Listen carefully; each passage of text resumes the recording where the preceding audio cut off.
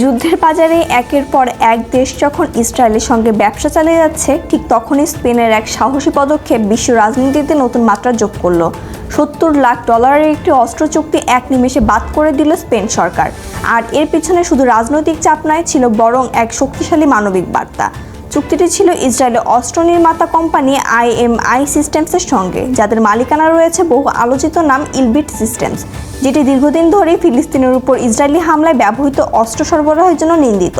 স্পেনের স্বরাষ্ট্র মন্ত্রণালয় মূলত গার্ডিয়া সিভিলের জন্য 9 মিলিমিটার এই গোলাবারুদ কিনতে এই চুক্তি করেছিল। অথচ গত বছরে তারা ঘোষণা করেছিল যে গাজায় শুরু হওয়ার পর তারা আর কোনোভাবেই ইসরায়েলের সঙ্গে অস্ত্র ব্যবসা করবে না। কিন্তু গত বুধবার জানায় পূর্ব ঘোষিত সেই সিদ্ধান্তকে উপেক্ষা করে এই চুক্তি নবায়ন করা হচ্ছে। সঙ্গে সঙ্গে বিস্ফোরণ ঘটে স্পেনের জোট সরকারের ভেতর। বামপন্থী জোট অংশীদার সুমার এই চুক্তিকে গণহত্যা অর্থায়নের সমান বলে অভিহিত করে। তাদের নেতা সরাসরি বলেন এটা শুধু চুক্তির কথা নয়, আরো 9টি অস্ত্র চুক্তি করা হয়েছে। বরং স্পেনের বন্দর ও বিমানবন্দরগুলো হয়ে এখনো ইসরায়েলে অস্ত্র যাচ্ছে। চাপে পড়ে শেষ পর্যন্ত সরকার জানায় জনস্বার্থের খাতিরে এই চুক্তি বাতিল করা হয়েছে। সরকার পক্ষের এক সূত্র জানায় ইসরায়েলি কোম্পানিকে স্পেনে অস্ত্র আমদানি অনুমতি দেওয়া হবে না এবং যেসব চুক্তি 7 অক্টোবর 2023 আগে করা হয়েছিল সেগুলিও আর এগিয়ে নেওয়া হবে না। এখানেই শেষ নয়, সুপার প্ল্যাটফর্ম আরো এক ধাপ এগিয়ে বলেছে ইসরায়েলের সঙ্গে সব ধরনের অস্ত্র বাণিজ্য বন্ধ করতে হবে, কূটনৈতিক সম্পর্ক ছিন্ন করতে হবে এবং আন্তর্জাতিক অপরাধ আদালতের জারি করা গ্রেফতারি পরোয়ানার প্রতি স্পেনকে সমর্থন জানাতে হবে।